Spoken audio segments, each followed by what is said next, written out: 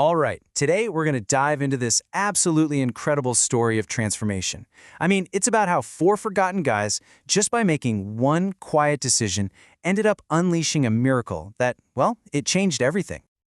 So this is where it all kicks off. And listen, we're not talking about heroes or kings here. We're talking about these four men. They have no resources, no followers, and, absolutely zero hope. They are, for real, the definition of rock bottom. Okay, so let's set the stage. Because to really get the miracle, you've got to understand just how desperate their situation truly was. And the situation is grim. The whole city of Samaria is being besieged by the Syrian army. And the famine is so bad. I mean, a donkey's head is going for 80 pieces of silver. Think about that. This isn't just scarcity, you guys. This is total societal collapse. Okay, and this is what I find so fascinating.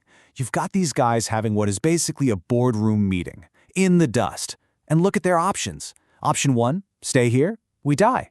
Option 2, go into the city, we still die.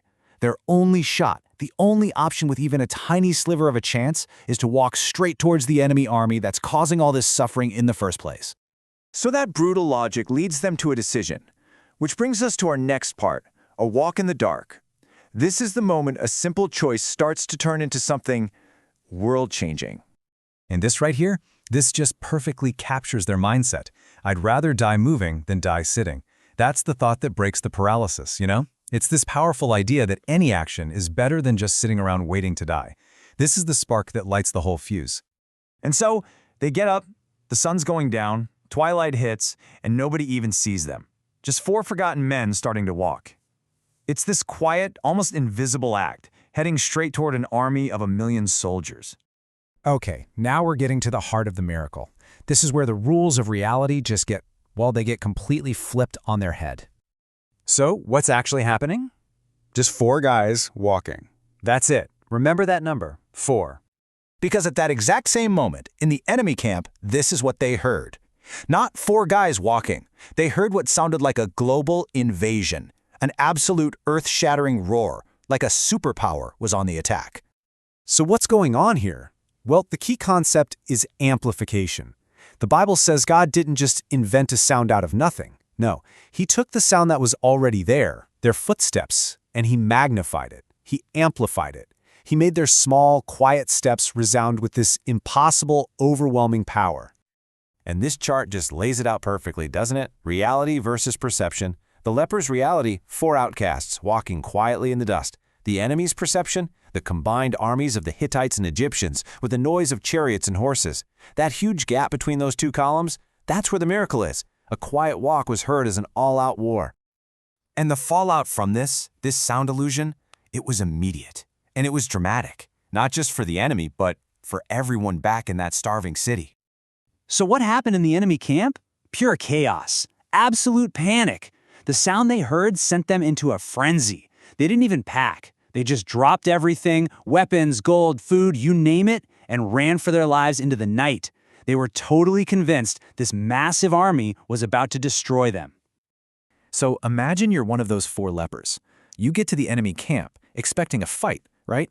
But there's no one there. It's a ghost town, but it's a ghost town filled with treasure. Tents are still warm. Food is literally still hot on the fire. Everything the enemy owned is just sitting there. The reward for just deciding to walk was an insane abundance they never could have dreamed of. Now look, this isn't just a cool old story. This is where it gets personal. Because the principle behind this, it applies directly to you, to me, to all of us. Your footsteps resound too. This is the big idea right here. God is in the amplification business.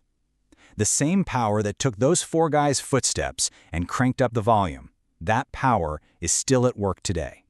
It takes your small, maybe even unnoticed acts of obedience and makes them echo with supernatural impact. And maybe you feel like this right now, You're taking these quiet steps, you're doing the work, but it feels like nobody's clapping. The progress feels so slow. You feel unseen, forgotten, kind of like those 4 lepers walking into the dark.